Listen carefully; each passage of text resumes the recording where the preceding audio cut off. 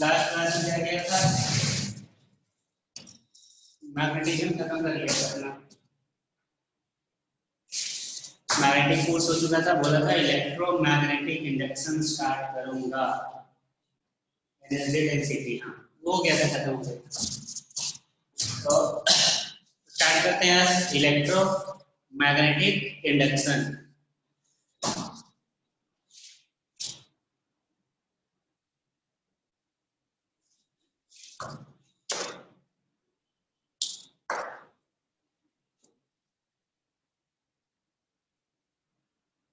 EMI,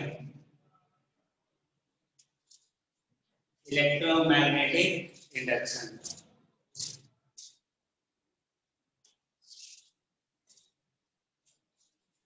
हाँ, तो सबसे पहले देखते हैं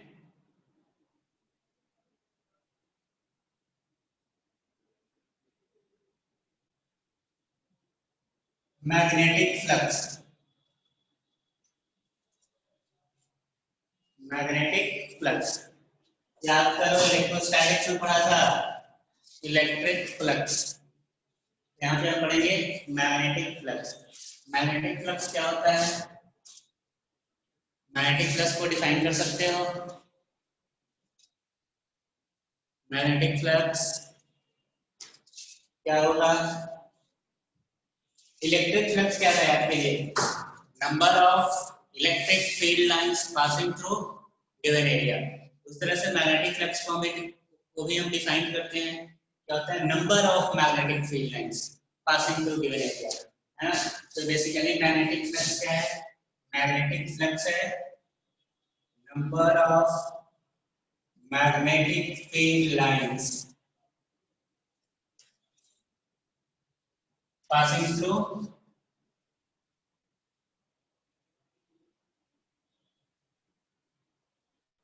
an area। मैग्नेटिक फ्लक्स क्या होगा, number of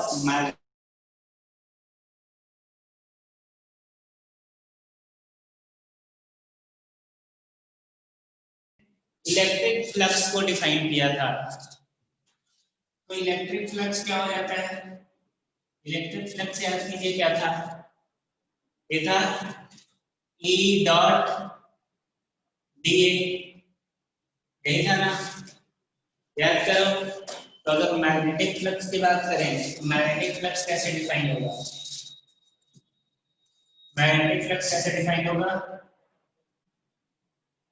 B dot D, magnetic flux कैसे डिफाइन होगा, B डॉट डी ए, है ना। वैसे मान लीजिए कोई एरिया है, सपोज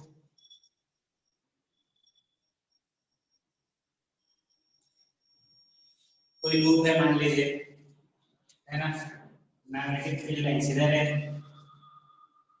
डी,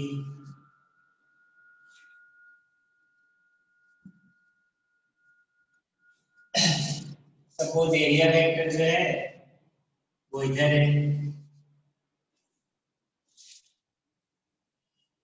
अगर थीटा है एंगल बिटवीन, सपोज थीटा क्या है, angle between magnetic field and area vector. Theta क्या है, angle between magnetic field and area vector. तो मैग्नेटिक फ्लक्स क्या हो जाएगा, बी ए कॉस थीटा, है ना।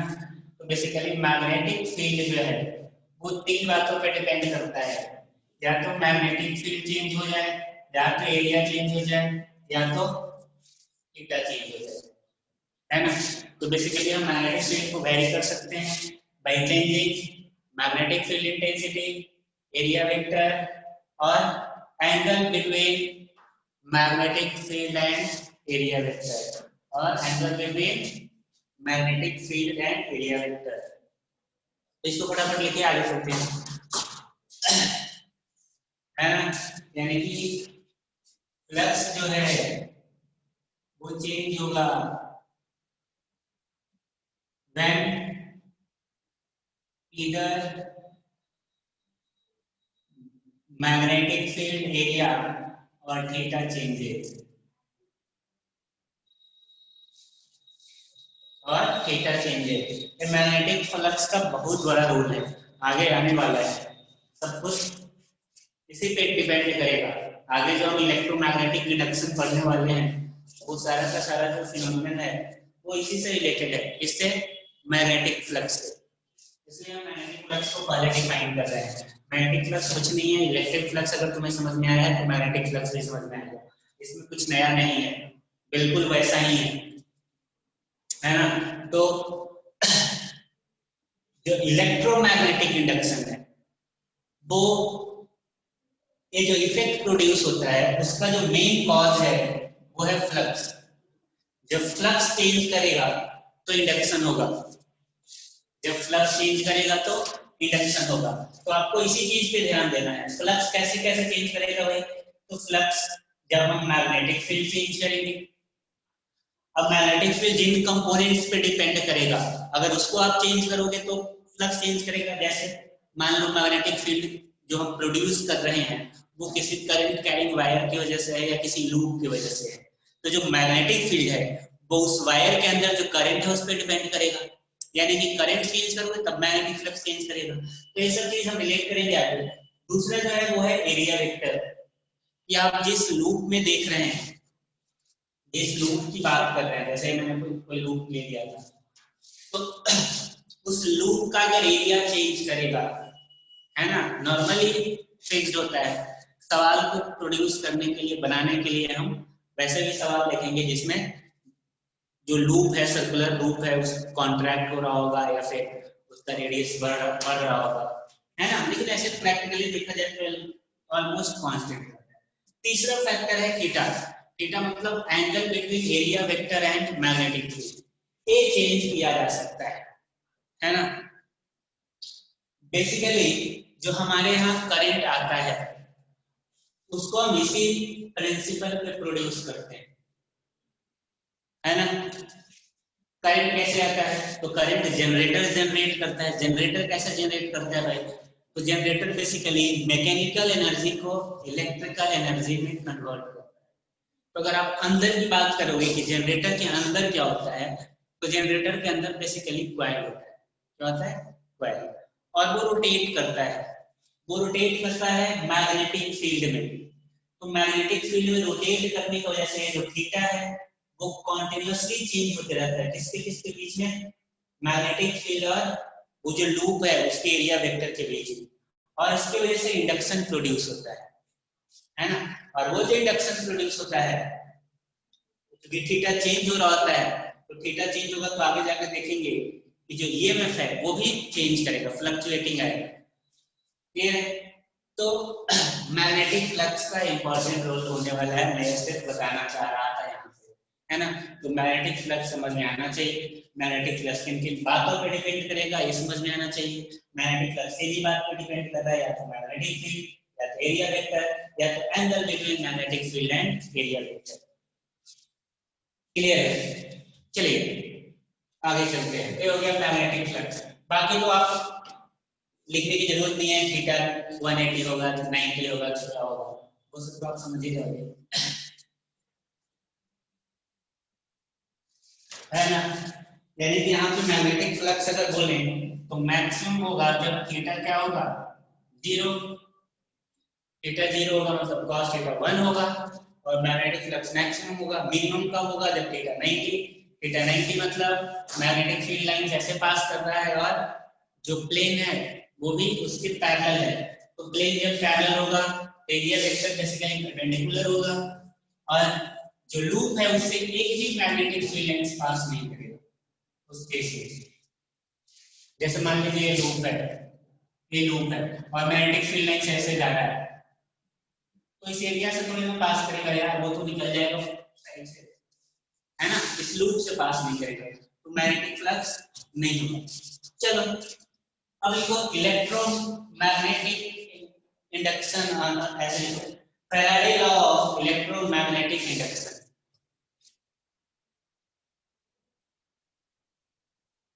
फैराडे लॉ ऑफ इलेक्ट्रोमैग्नेटिक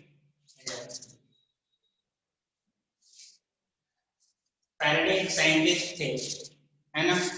उन्होंने एक्सपेरिमेंट्स के बेसिस पे कुछ चीजें ऑब्जर्व किया। क्या ऑब्जर्व किया अभी हम बात करेंगे उसके बारे में, है ना। और उसके बाद उसने एक लॉ ड्राइव किया, उसने एक लॉ बनाया, बताया कुछ ऐसा ऐसा करोगे तो ऐसा ऐसा होगा। तो इलेक्ट्रोमैग्नेटिक इंडक्शन क्या है, Faraday law of electromagnetic induction. तो ध्यान से देखिए उसने क्या बोला, उसने एक्सपेरिमेंट किया। एक्सपेरिमेंट के लिए उसने क्या किया, तो उसने कंडक्टिंग कॉइल चूज किया। तो मान लो ये कंडक्टिंग कॉइल है ना। उसने कंडक्टिंग कॉइल से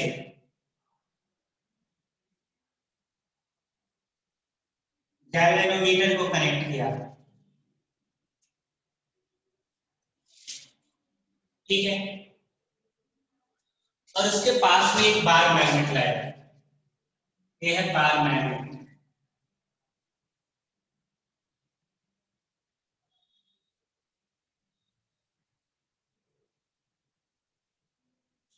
बार मैग्नेट जो होता है वो बार के शेप का जो मैग्नेट होगा, मैग्नेट दो तरह के मैग्नेट होते हैं, एक तो परमानेंट मैग्नेट हो गया और दूसरा इलेक्ट्रोमैग्नेट हो गया।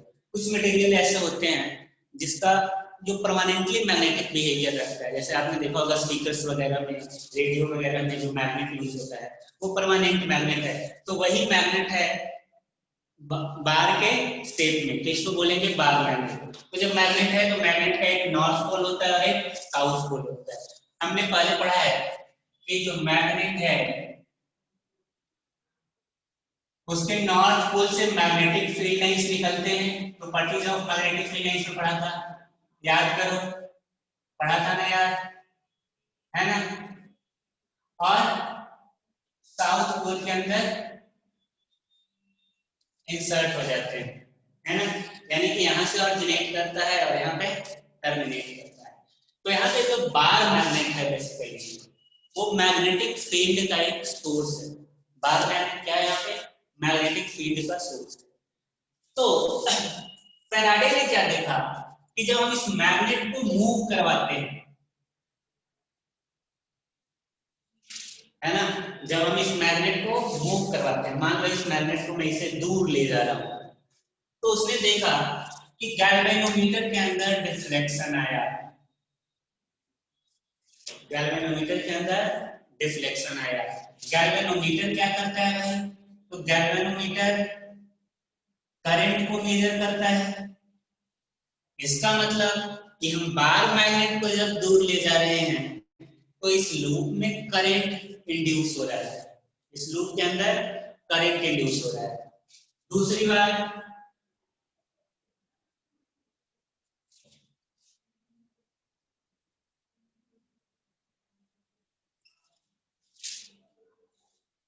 है ना, दूसरी बात जब मैग्नेट को पास ले गए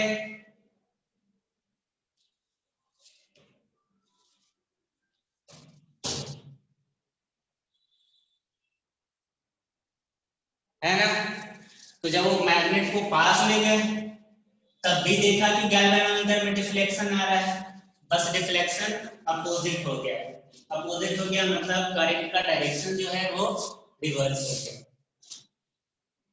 है ना। फिर क्या किया,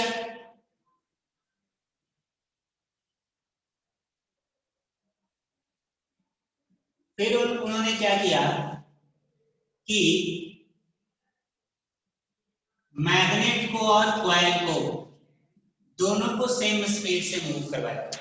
पहले क्या किया, पहले कॉइल को रेस्ट में रखा, मैग्नेट को मूव कराया, तो देखा कि गैल्वेनोमीटर डिफ्लेक्शन शो कर रहा है। पहले दूर ले गया, फिर पास लाया, पास लाया तो वापस गैल्वेनोमीटर ने डिफ्लेक्शन शो किया, लेकिन इस बार करंट का डायरेक्शन क्या था, रिवर्स डायरेक्शन था। फिर उन्होंने तीसरी बार क्या किया, दोनों को सेम स्पीड से मूव कराया, है ना। तो जब सेम स्पीड से मूव करवाया तो देखा कि गैल्वेनोमीटर में किसी तरह का कोई डिफ्लेक्शन नहीं आ रहा है। इसका मतलब कि हम दोनों को साथ मूव करा रहे हैं, है ना, साथ मूव करा रहे हैं मतलब गैल्वेनोमीटर सॉरी कॉइल और बार मैग्नेट के बीच में रिलेटिव मोशन जब नहीं है तब करंट रजिस्टर नहीं होता है, यानी कि इस केस में डिफ्लेक्शन शो नहीं किया है ना। इसके बेसिस तो उन्होंने क्या बोला कि ऐसा क्या हो रहा है भाई कि जब हम बाहर मैग्नेट को दूर ले जा रहे हैं तो करंट प्रोड्यूस हो रहा है, पास ले जा रहे हैं तब भी करंट प्रोड्यूस हो रहा है, बस फर्क इतना है कि करंट का डायरेक्शन चेंज हो रहा है। लेकिन जब दोनों को साथ मूव करा रहा है तो कोई फर्क नहीं पड़ रहा। इसका मतलब कोई ना कोई पैरामीटर है जो हमें इसे मूव कराने की वजह से चेंज हो रहा है और उसके वजह से इफेक्ट आ रहा है ना। तो क्यों इफेक्ट आया, तो उस इफेक्ट को उन्होंने बोला कि एक्चुअली में इसलिए हो रहा है क्योंकि जब हम बार मैग्नेट को दूर ले जाते हैं तो मैग्नेटिक फ्लक्स थ्रू जो लूप है वो चेंज करता है। क्या चेंज करता है? Magnetic flux.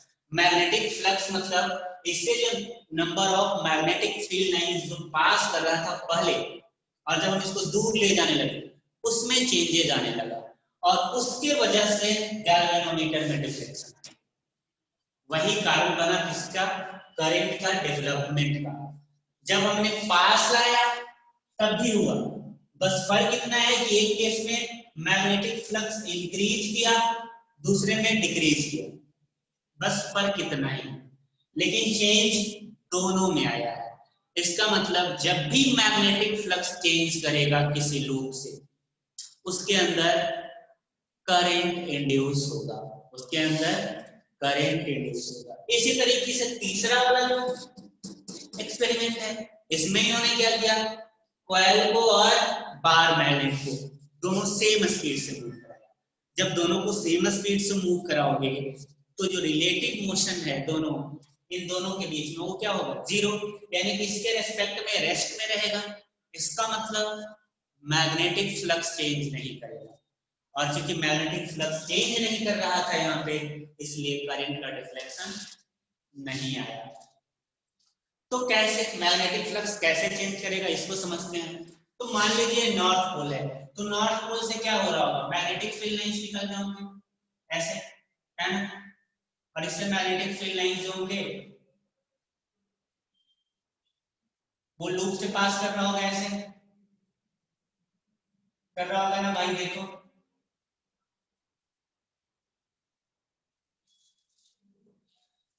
देखो डायग्राम से समझने का कोशिश करो। अब जब ये पास जितना पास होगा उतना ज्यादा नंबर ऑफ फील्ड लाइंस इस लूप से पास करेगा, यानी उतना ही ज्यादा फ्लक्स होगा, है ना।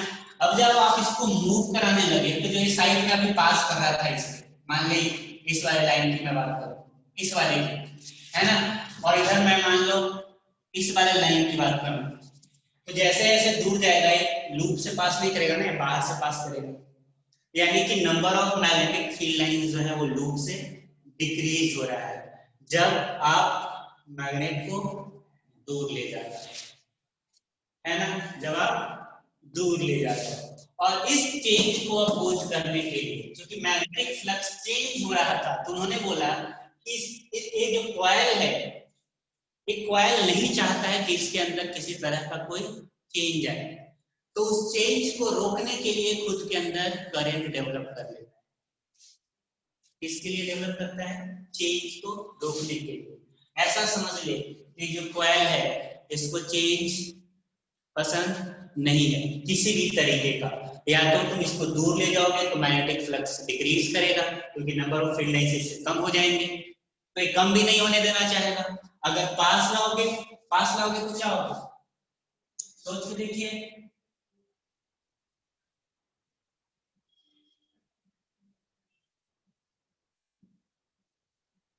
जब पास लाएंगे तो ज्यादा फील्ड लाइंस ऑफ पास करेगा, यानी कि इस केस में क्या होगा? मैग्नेटिक फ्लक्स जो होगा लूप से वो इंक्रीज करेगा। तो जब मैग्नेटिक फ्लक्स इंक्रीज कर रहा है लेकिन चेंज तो हो रहा है ना, तो मैं क्या बोल रहा हूँ, उन्होंने क्या बोला कि लूप चेंज को बर्दाश्त नहीं करता है, तो जब भी चेंज करोगे वो अपने अंदर एक करंट डेवलप करेगा और वो करंट इस तरीके से डेवलप करेगा कि वो चेंज को अपोज करे। क्या करे?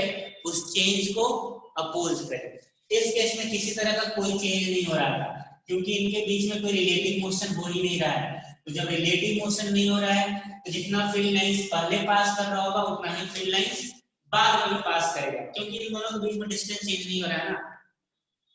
क्लियर है ना? अब करंट जो डेवलप कर रहा है उसका कारण क्या है? Change of magnetic flux. क्या कारण है? Change of magnetic flux. एक कॉइल क्या चाहता है कि इसके अंदर जो भी स्थिति है किसी भी टाइम पे जो भी है वो मेंटेन्ड रहे, इसलिए वो चेंज को रिसिस्ट करता है। अब मान लो ये लूप है, ये लूप है। अब सोच के देखिए, ये है नॉर्थ पोल, है ना? ये है नॉर्थ पोल और ये है साउथ पोल। सही। अब इससे जो फ्लक्स होगा फाई, वो क्या होगा? बी इंटू ए। किस केस की बात कर रहा हूं? उसमें थीटा तो चेंज नहीं हो रहा है, उसी लाइन पे आगे पीछे जा रहे हैं, है ना? तो यहाँ पे थीटा का कोई मतलब नहीं, थीटा का मतलब आएगा कहीं से, यहाँ पे अभी नहीं। तो यहाँ पे अगर हम बात करें तो यहाँ पे जो मैग्नेटिक फ्लक्स में चेंज आएगा वो या तो बी से आएगा या तो ए से आएगा, है ना? तो लूप जो है उसका एरिया जो है कांस्टेंट। तो मैग्नेटिक फ्लक्स क्यों चेंज हो रहा है भाई? क्योंकि मैग्नेटिक फील्ड इंक्रीज कर रहा है, मैग्नेटिक फील्ड इंटेंसिटी इंक्रीज हो रहा है। जैसे जैसे पास करोगे, डिस्टेंस पास होते जाएगा इस लूप के, यहाँ पे मैग्नेटिक फील्ड का इंटेंसिटी इंक्रीज करेगा। तो करता क्या है? अब ये क्या करेगा? नहीं चाहता है कि चेंज आए, तो नहीं चाहेगा अगर चेंज आए तो उसके लिए इसको क्या करना पड़ेगा? इस लूप तो ये लूप क्या करता है? उसके रेस्पॉन्स में अपने अंदर एक करंट इंड्यूस करता है। अब वो करंट इस तरह से इंड्यूस करेगा ताकि मैग्नेटिक फ्लक्स चेंज ना हो। तो सोच के देखो, इधर मैग्नेटिक फील्ड लाइंस बढ़ रहा है, तो ये लूप क्या चाहेगा कि इसके अपोजिट में मैग्नेटिक फील्ड लाइंस डेवलप कर दे, तभी तो मैग्नेटिक फील्ड्स को कांस्टेंट रख पाएगा ना। सोच के देखना, सही बोल रहा हूं, है ना?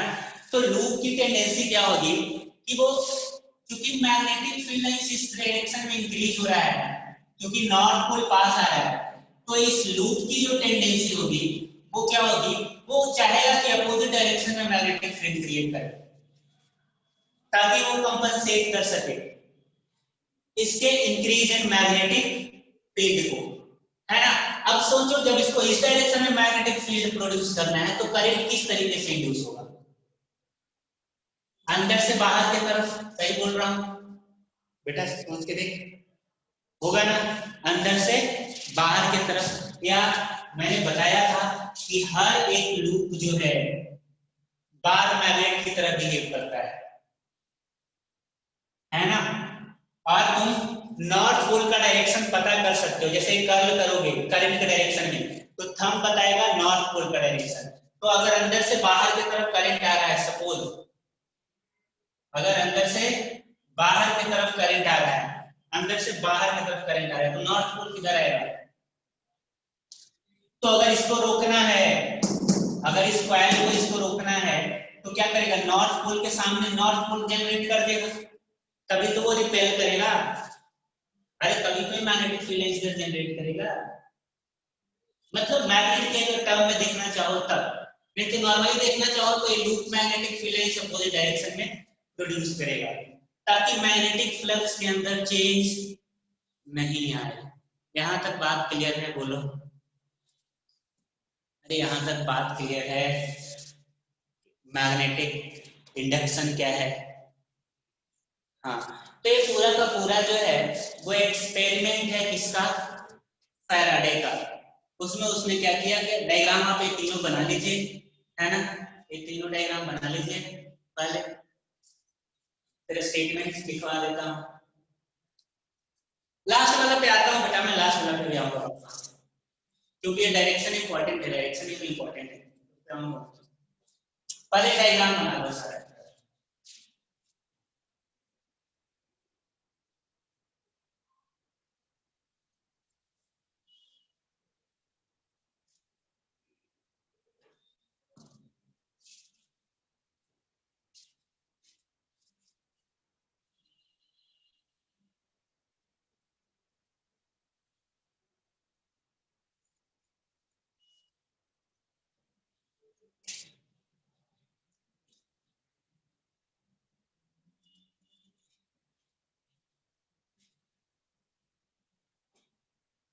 हाँ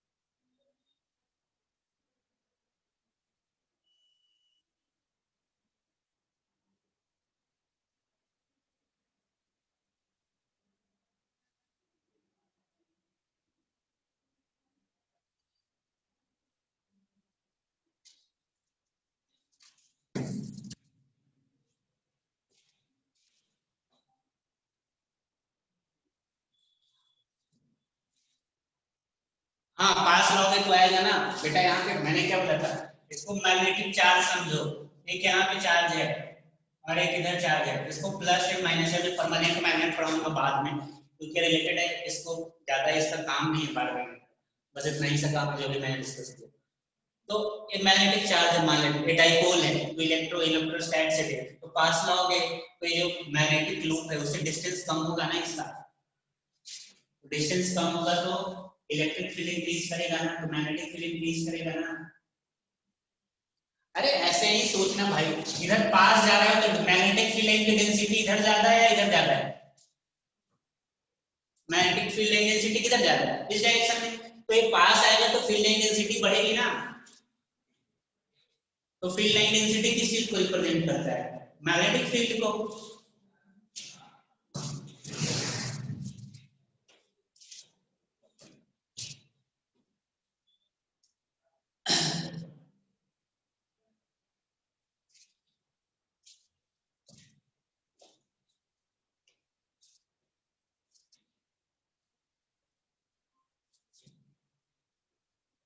लिख लीजिए, स्टेटमेंट डायग्राम बन गया तो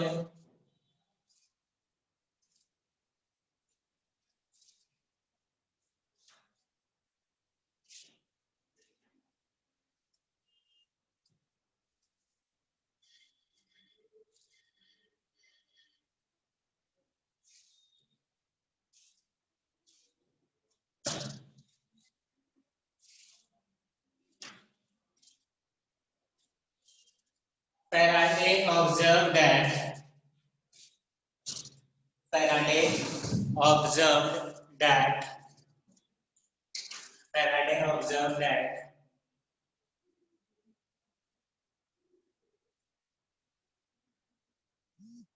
Faraday observed that whenever whenever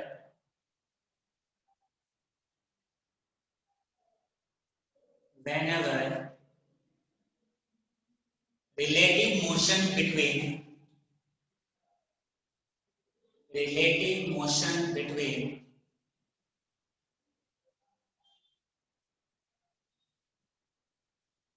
bar magnet and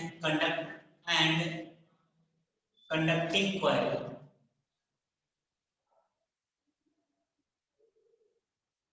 bar magnet and conductor coil exist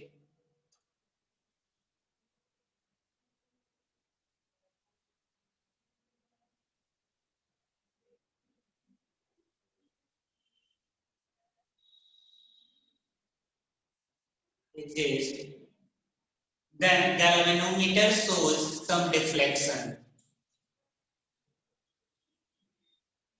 Then galvanometer shows some deflection. Deflection show करने का मतलब क्या है कि करंट को रजिस्टर कर रहा है ना।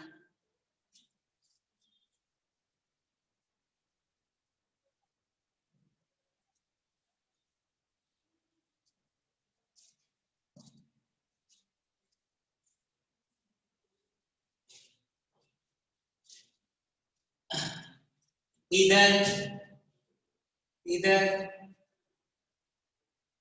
both bar magnet, either both bar magnet and coil moves towards each other, or away from each other.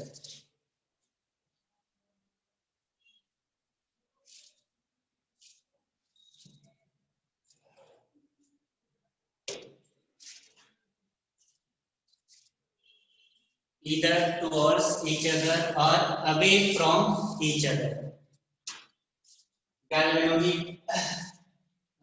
Galvanometer shows deflection.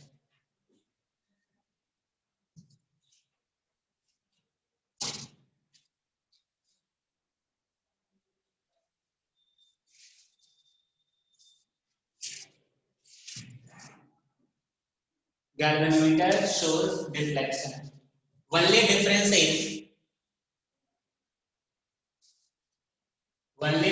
is in two cases the direction of current is reversed. The direction of current is reversed. है ना, बात समझ रहे हैं ना? तो जो मैं लिखवा रहा हूँ, जैसा मैं लिखवा सकता हूँ वैसा लिखवा रहा हूँ, बाकी तो मैंने बोल दिया है। क्लियर है?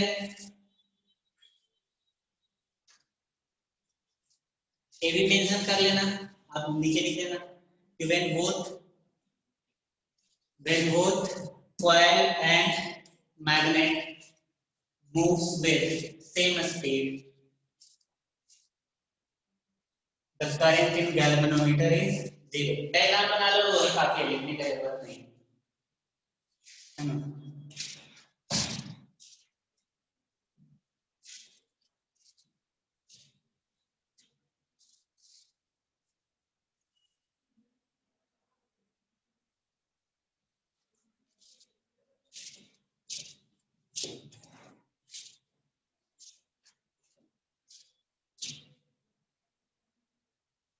ओके,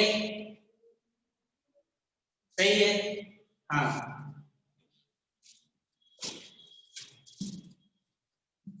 अब इसमें करंट इंड्यूस हो रहा है, इसका मतलब यहाँ पे कोई ना कोई ईएमएफ का सोर्स होगा, है ना। इसका मतलब इसमें ईएमएफ इंड्यूस हो रहा है, इसमें ईएमएफ इंड्यूस हो रहा है कि ईएमएफ की वजह से करंट आ रहा है इसके अंदर, है ना। तो ये बात हो गया। अब लिखो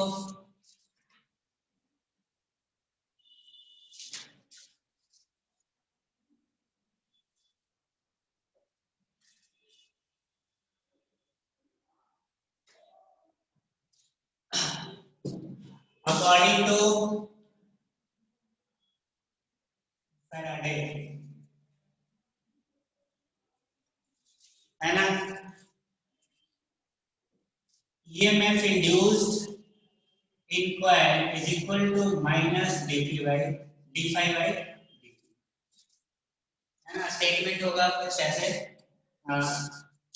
according to Faraday law, the EMF induced according to Faraday law भी पढ़ो, जिसने लॉ बोला था वो, है ना, वो सब बुक में भी मिल जाएगा, ये लिख लो। According to Faraday law, the EMF induced in loops is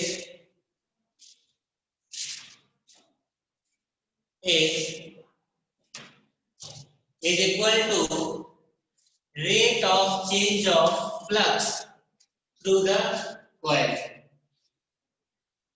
Rate of change of flux through the coil.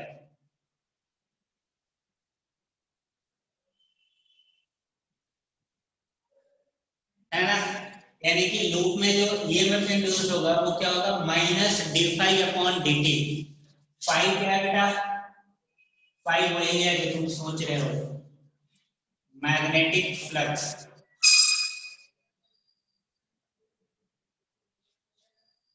है ना।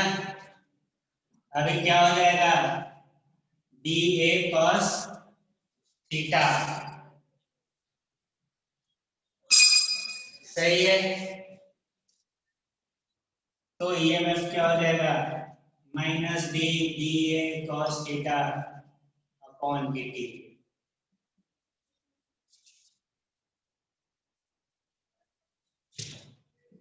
होगा A cos theta into d v by d t, कब, when A and theta constant, है ना। और minus minus सिर्फ sign direction बताता है, तो माइनस पे ज्यादा फोकस मत करो, बता दीजिए।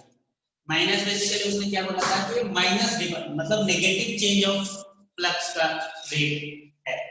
नेगेटिव साइन क्या बता रहा है कि जो फ्लक्स जो ईएमएफ इंड्यूस हो रहा है ना, वो चेंज ऑफ फ्लक्स के अपोजिट है।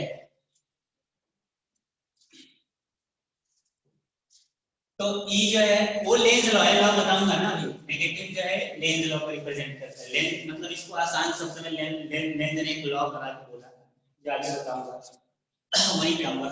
अब और लिख सकते हो, अब इसको बहुत कुछ लिखा जा सकता है यार, b cos theta into d upon dt, अगर a चेंज करेगा तो, है ना, d into a d cos theta upon dt। तो जिस जिस तरीके से चेंज करें, फैराडे लॉ यहीं तक है ना।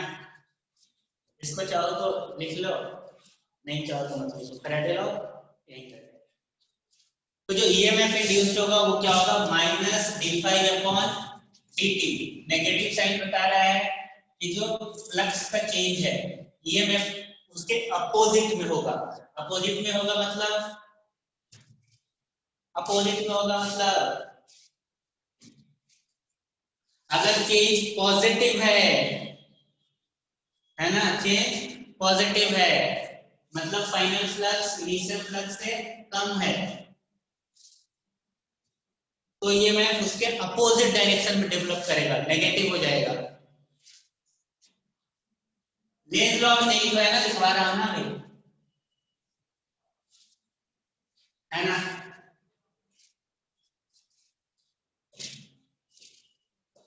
क्लियर है। नेक्स्ट लिखिए Lenz law. Lenz law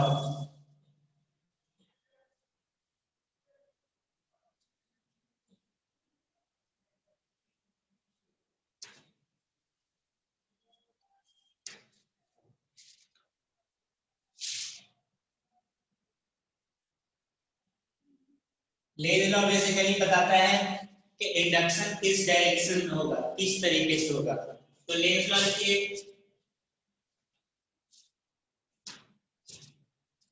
the direction of current, the direction of current exists, the direction of current induced, the direction of current induced in a loop such that such that such that it opposes changing magnetic flux, changing magnetic flux, है ना। Lenz law क्या बोलता है कि किसी भी loop में जो करंट इंड्यूस का जो डायरेक्शन होगा वो इस तरीके से करंट इंड्यूस होगा ताकि वो चेंजिंग मैग्नेटिक फ्लक्स को अपोज करे, है ना। तो क्या लिखा है, the direction of induced current in a loop such that it opposes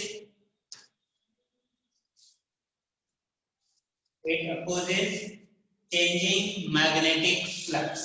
इसका मतलब समझाता हूं, आसानी से समझ में आ जाएगा। देखो अभी बोला था, जैसे मान ली मान ली लूप है,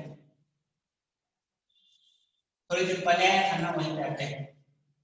जैसे लूप है, ये नॉर्थ पोल था, ये साउथ पोल था। अगर ये पास मूव करेगा, अगर ये पास मूव करेगा, पास मूव करेगा तो बेटा मैग्नेटिक फ्लक्स इंक्रीज करेगा या डिक्रीज करेगा? इंक्रीज करेगा। अगर इसको पास ले जाओगे तो इस लूप से, ये लूप ऐसे है, देखने में तुम्हें ऐसे दिख रहा है कि लूप ऐसे है, तो इससे ज्यादा number of field lines pass करेंगे ना। अभी तो बताया था, अभी तो बताया था।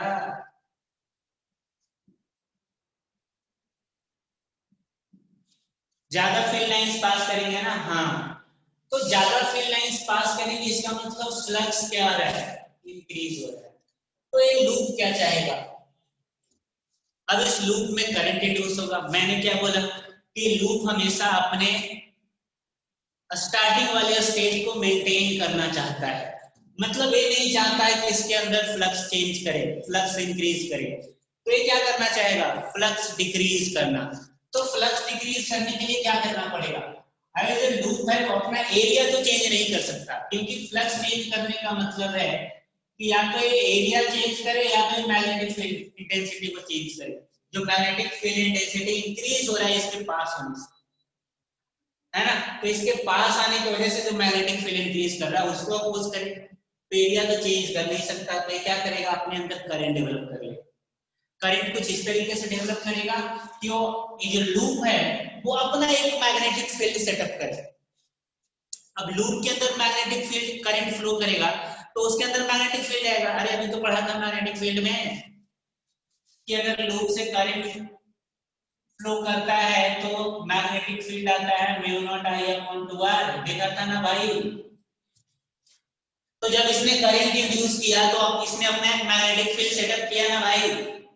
अब सोच के देख, थोड़ा सा इसको ऐसे देख, ये बाहर मैग्नेट यहाँ पे है, बाहर है ना, इसको थोड़ा सा एनालाइज कर। और ये लूप, ये है लूप। अब बाहर मैग्नेट को तुम पास ले जा रहे हो ना, तो पास ले जाने से क्या हो रहा है? मैग्नेटिक फील्ड बढ़ रहा है। अब इसको क्या करना है? मैग्नेटिक फील्ड को कम करना। तो इसको किस डायरेक्शन में मैग्नेटिक फील्ड जनरेट करना पड़ेगा? बाहर डायरेक्शन में।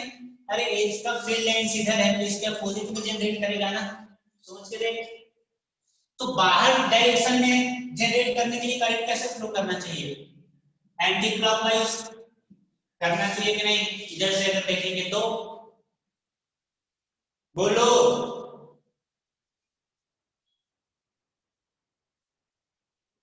हाँ, तो इस तरह से करंट प्रोड्यूस होता है, यही है लेंज लॉ कि वो अपोज करेगा। अब इसको हटाओ, नॉर्मल सा एक एग्जांपल लेते हैं, सिंपल सा।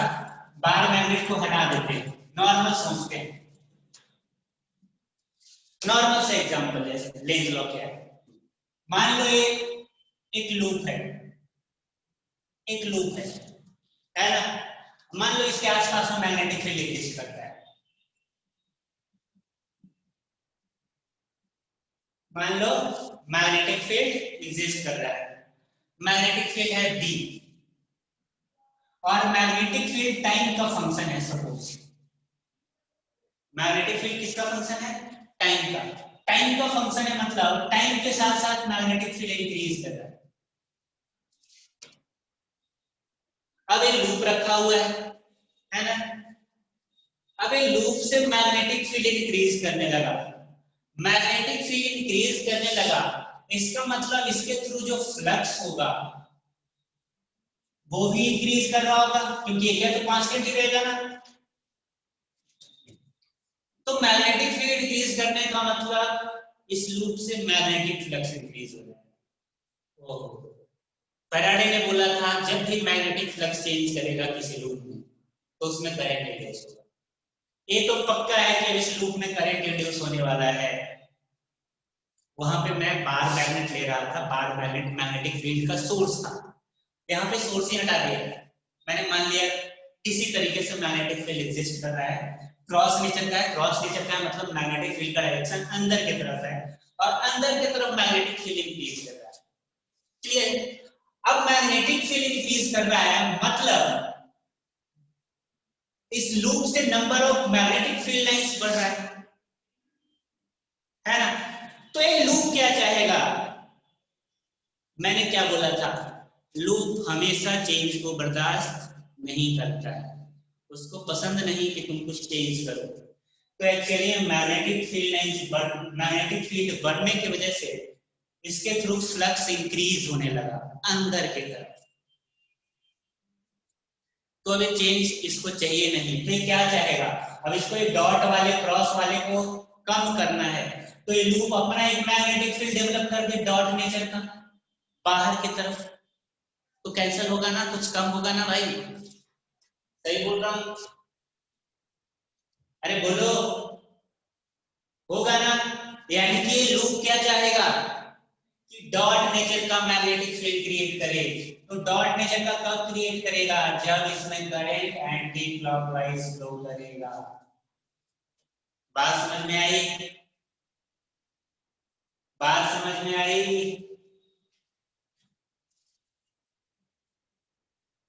अरे आया ना भाई। अब जैसे मान लीजिए एक दूसरा लूप लिया है ना, मैग्नेटिक फील्ड डॉट है और मैग्नेटिक फील्ड डिक्रीज हो रहा है, मैग्नेटिक फील्ड डिक्रीज हो रहा है, इसमें करंट का डायरेक्शन क्या होगा, इंड्यूस्ड करंट का डायरेक्शन। ध्यान से सोचिए, बस इतना याद रखना है कि जो भी चेंज आएगा उसको ए लूप अपोज करना चाहेगा और उसी के हिसाब से करंट प्रोड्यूस करेगा। तो देखिए मैग्नेटिक फील्ड किधर है, बाहर की तरफ डॉट नेचर का, और बाहर की तरफ मैग्नेटिक फील्ड कम हो रहा है ना, मैग्नेटिक फील्ड है बाहर की तरफ और बाहर की तरफ मैग्नेटिक फील्ड कम हो रहा है, फिर चेंज हो रहा है, लेकिन चेंज इस बार इंक्रीज के फॉर्म में नहीं, डिक्रीज के फॉर्म में। तो ये क्या करता है ना कि अगर कोई कमजोर हो रहा है तो उसको सपोर्ट करता है, मैंने क्या बोला, चेंज को अपोज करता है। तो अगर कोई कमजोर हो रहा है तो उसको सपोर्ट करेगा, अगर कोई स्ट्रांग हो रहा है तो उसके अपोजिट में आगे खड़ा हो जाएगा। मतलब बहुत ज्यादा वो है, क्या बोलते हैं इसको, लिबरल टाइप का, मतलब बराबर रखना चाहता है हर किसी को। तो यहाँ पे मैग्नेटिक फील्ड डिक्रीज कर रहा है, मैग्नेटिक फील्ड डिक्रीज कर रहा है, मतलब इस लूप से मैग्नेटिक फ्लक्स डिक्रीज कर रहा है। मैग्नेटिक फ्लक्स किधर डिक्रीज कर रहा है भाई, क्योंकि बाहर वाला मैग्नेटिक फील्ड डिक्रीज कर रहा है, तो बाहर वाले मैग्नेटिक फील्ड को बढ़ाना चाहेगा कांस्टेंट रखने के लिए, तो इसमें भी करंट का डायरेक्शन क्या आएगा, एंटी क्लॉकवाइज। बात समझ में आई, अरे बात समझ में आई।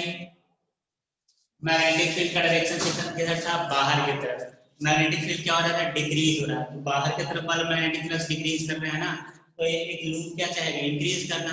तो इंक्रीज कब कब करेगा, जब सेम डायरेक्शन में मैग्नेटिक फील्ड प्रोड्यूस कर दे।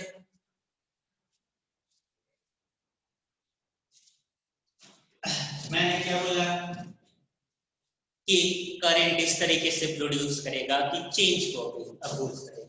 यहाँ पे चेंज क्या हो रहा था भाई, तो यहाँ अंदर की तरफ मैग्नेटिक फील्ड था और अंदर की तरफ मैग्नेटिक फील्ड इंक्रीज कर रहा है, अंदर की तरफ इंक्रीज कर रहा है, तो इसको कम करने के लिए क्या करना पड़ेगा, लूप को उसके सामने आगे खड़ा होना पड़ेगा, इसका मतलब अपोजिट डायरेक्शन में मैग्नेटिक फील्ड क्रिएट करना पड़ेगा, यानी कि ये लूप चाहेगा बाहर मैग्नेटिक फील्ड क्रिएट करना, चेंज को अपोज करना कर रहा है। ये देखो ये मजबूत हो रहा था तो इसको कमजोर करने आ गया, यहाँ पे मैग्नेटिक फील्ड बाहर की तरफ है लेकिन डिक्रीज कर रहा है, मतलब है तो बाहर की तरफ लेकिन वो कमजोर हो रहा है, यानी कि वापस चेंज हो रहा है। तो इस चेंज को रोकने के लिए क्या करेगा, इसको सपोर्ट करना पड़ेगा ना, चेंज को रोकने के लिए। चेंज को अभी भी अपोज कर रहा है, इस बात को ध्यान रखो, इस मैग्नेटिक फील्ड को सपोर्ट कर रहा है, तुम ये बोल सकते हो, लेकिन चेंज को सपोर्ट अभी भी नहीं कर रहा, चेंज को अभी भी अपोज कर रहा है, क्योंकि चेंज क्या है, चेंज ये है कि बाहर की तरफ मैग्नेटिक फील्ड जो है वो डिक्रीज हो रहा है, तो उसको सपोर्ट करने के लिए आगे।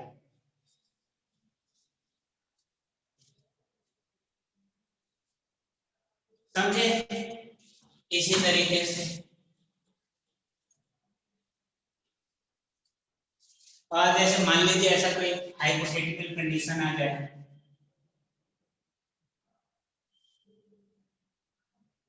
रेडियस जो है वो टाइम का फंक्शन है और टाइम के साथ इंक्रीज कर रहा है सपोज, और बी जो है वो कांस्टेंट है। करंट का डायरेक्शन क्या आएगा, आर जो है इंक्रीज करने लगा, टाइम के साथ रेडियस जो है वो लूप का इंक्रीज करने लगा। मान लीजिए ऐसा सिचुएशन बन गया है।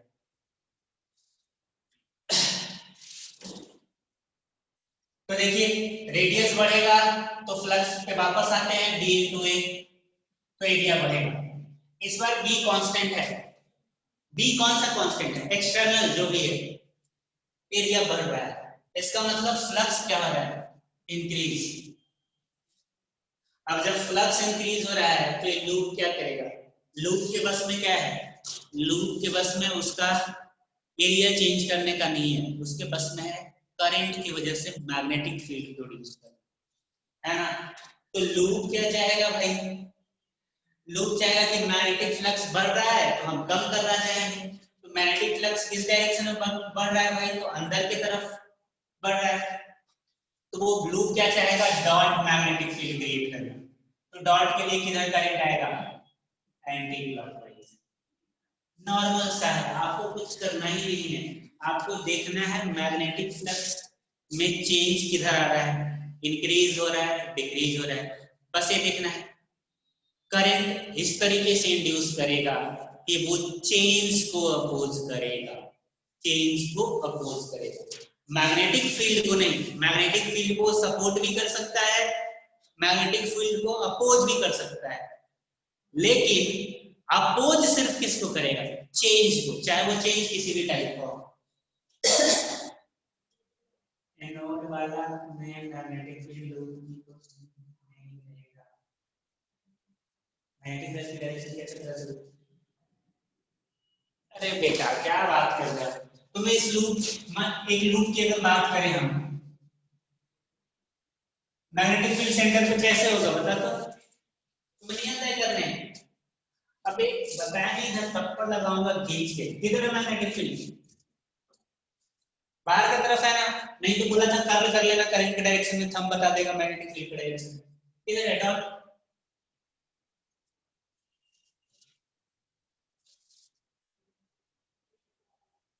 मैग्नेटिक फ्लक्स स्केलर क्वांटिटी है, मैग्नेटिक फ्लक्स का डायरेक्शन नहीं पता चलेगा, चेंज ऑफ मैग्नेटिक फ्लक्स पता चलेगा कि चेंज क्या आ रहा है। तो यहाँ पे चेंज पता चल रहा है ना, यहाँ पे चेंज पता चल रहा है कि मैग्नेटिक फील्ड तो कांस्टेंट है लेकिन इस लूप का एरिया बढ़ रहा है, एरिया बढ़ने की वजह से फ्लक्स बढ़ रहा है, इस लूप से फ्लक्स बढ़ रहा है, तो हमें फ्लक्स को कम करना है।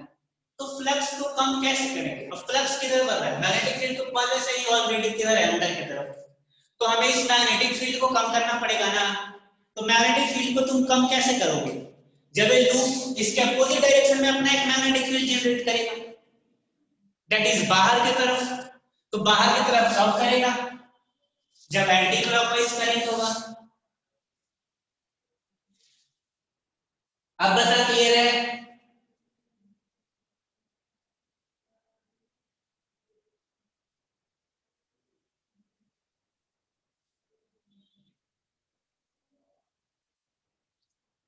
अरे क्लियर है बोलो।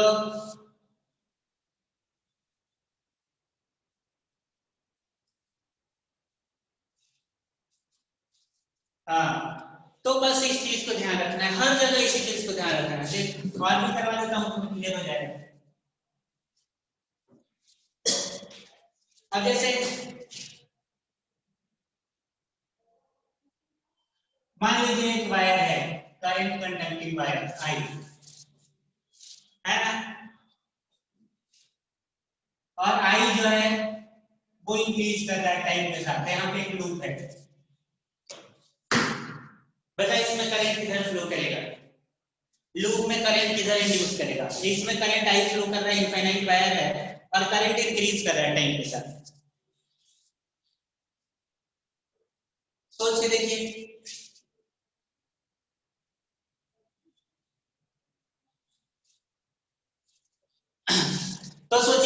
यहाँ पे इसके मैग्नेटिक फ्लक्स क्यों होगा, क्योंकि ये जो वायर है वो मैग्नेटिक फील्ड क्रिएट किया होगा, तो ये मैग्नेटिक फील्ड क्रिएट करेगा क्रॉस नेचर का, देखना करेगा ना क्रॉस।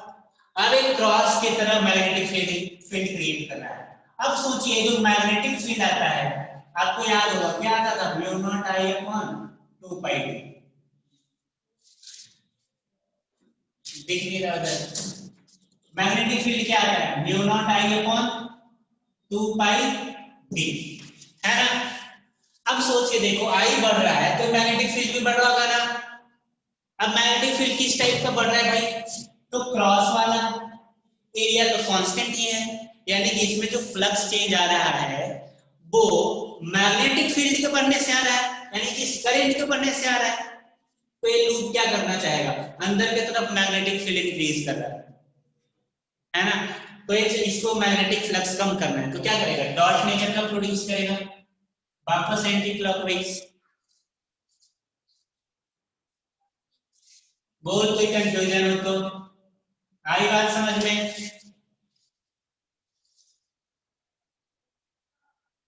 बोलो।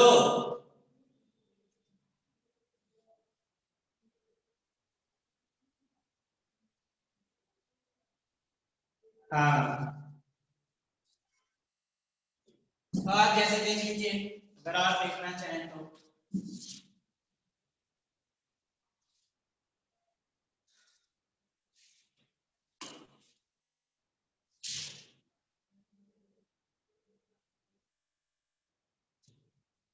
दो लूप है, सपोज बाहर वाले में करंट है और वो डिक्रीज हो रहा है, अंदर वाले में किस डायरेक्शन में इंड्यूस होगा करंट, सोच के देखिए। तो सबसे पहले तो आपको मैग्नेटिक फील्ड के बारे में सोचना पड़ेगा। तो बाहर वाले लूप की वजह से उसके अंदर मैग्नेटिक फील्ड किधर जाएगा, बाहर, यानी कि बाहर वाला जो मैग्नेटिक फील्ड क्रिएट करने वाला है वो डॉट नेचर में करने वाला है और करंट डिक्रीज कर रहा है। सोच सोच सोच तू बता, मैं तो बताऊंगा ही, थोड़ा सा बढ़िया है, आराम से सोचना, तुम्हें सोचना मैग्नेटिक फ्लक्स के ऊपर, मैग्नेटिक फ्लक्स चेंज नहीं होना चाहिए। अपोज किसको करेगा, वो मैग्नेटिक फ्लक्स के चेंज को। तो आपको मैग्नेटिक फ्लक्स से सोचना है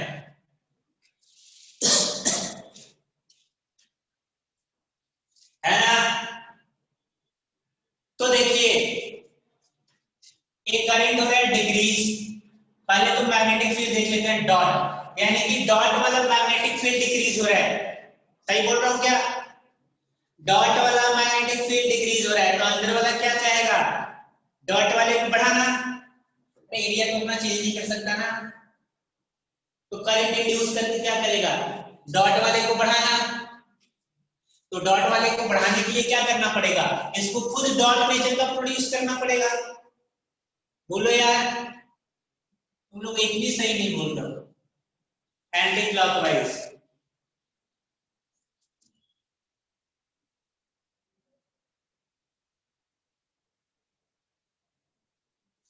अरे यार बाहर वाला किधर प्रोड्यूस कर रहा था, बाहर वाला जो लूप है उसका मैग्नेटिक फील्ड कैसा है, डॉट नेचर का। अब यहाँ पे करंट को देखो, करंट डिक्रीज हो रहा है, करंट डिक्रीज हो रहा है मतलब अंदर मैग्नेटिक फील्ड डॉट नेचर का है, डॉट नेचर वाला डिक्रीज हो रहा है, तो अंदर वाला लूप क्या चाहेगा, डिक्रीज हो रहा है तो उसको बढ़ाना चाहेगा, तो बढ़ाने के लिए इसको किधर करंट फ्लो करवाना, प्रोड्यूस करवाना पड़ेगा, एंटी क्लॉकवाइज। बोलिए, समझ में आया।